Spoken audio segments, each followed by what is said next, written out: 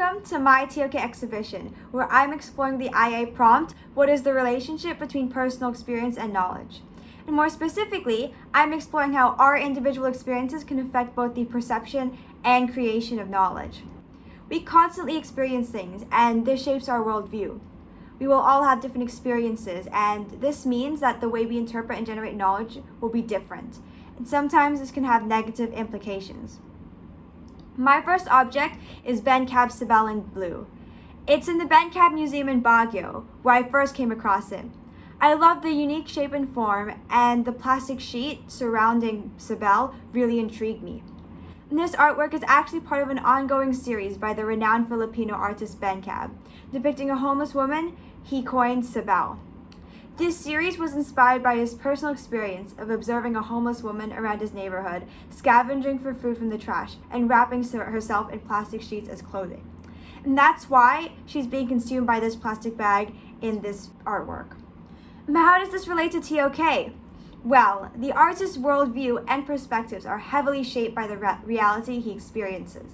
And Ben-Cab's personal experience catalyzed this creation of knowledge of an aspect of Philippine society through his art. Thus, this art contains personal knowledge, which depicts emotion and his own personal experiences. Without these, the art will be soulless and thus less authentic. It just won't portray the knowledge that he wants it to. Additionally, since interpretation of art is subjective, our personal experiences will shape our perspective of an artwork. Filipinos, like me, would have seen something similar to what's portrayed.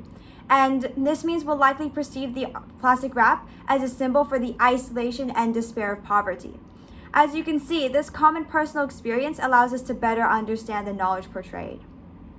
However, a foreign object may be initially unable to associate this artwork with poverty, as they may not have personally experienced the sight of poverty before.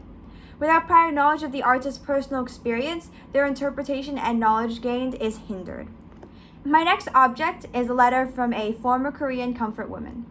I first discovered the concept of comfort women after watching a YouTube interview by Asian Boss. The woman in this picture is Won-ok Gil, a former comfort woman, and her letter to the Japanese government requesting them to reveal the truth about comfort women. The Japanese government has been heavily involved in the censorship of knowledge about comfort women during the Second World War, even going as far as to refute physical evidence to fabricate their narrative. However, Gil's personal experiences have become critical in challenging the government-created historical knowledge. Now let's see how. Firstly, history cannot be relived, only reconstructed. Therefore, we often rely on eyewitness testimony.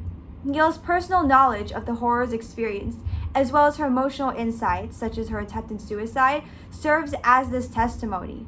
Adding to the fact, Gil is an ordinary person, providing an individual human experience. This will vastly differ from an official government document. These experiences challenge the Japanese government's official statements. Gil's testimony has now become shared historical knowledge by others around the world. You may be asking why? Well, we may choose to trust more personal knowledge as our sense perceptions allow us to connect to the emotion portrayed. But the historical knowledge developed by personal experiences is valuable, and we cannot solely rely on them. Memories may fade with age and are often vulnerable to distortion, making them unreliable and biased. Adding to this fact, Gil only spoke out decades after the Second World War, bringing into question the accuracy of the testimony from this memory. However, since her account can be corroborated by physical evidence uncovered, such as letters by the Japanese soldiers referring to comfort women, we can trust the main message conveyed in this personal knowledge. This object thus highlights that personal experiences need to be corroborated by physical evidence in order for us to be able to trust it. Now, last but not least, is this scientific journal discussing the unpublished Munster study. We all know the scientific method: hypothesis, testing, theory. Now, in the Munster study, scientists sought out to test whether calling attention to child's hesitations could cause stuttering. The results from the experiment led to the creation of the theory that accentuating normal disfluency could lead to stuttering. This thus illustrates how eliciting personal experiences can be vital to creating scientific knowledge. However, the Munster study was viewed as extremely unethical. This is because the experiences generated caused the children to speak less and change their behavior significantly, even after the study had finished. Therefore, inducing personal experiences to create knowledge can sometimes be detrimental to the test subjects, having long-lasting effects on them. We may wonder, is it worth doing these experiments at all? Well, I can't say for certain, but in this case, it seemed that it was not worth it. This is because only 6 children were used, and all of them were from similar backgrounds, an orphanage. With such a small sample size of children from similar backgrounds, the use of personal experiences would be quite inaccurate.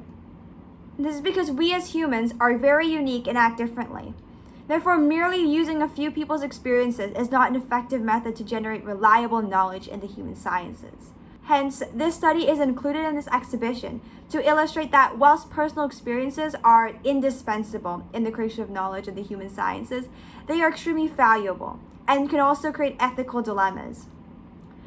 Thank you all for watching, and I hope you enjoyed learning about how TOK manifests in the world around us.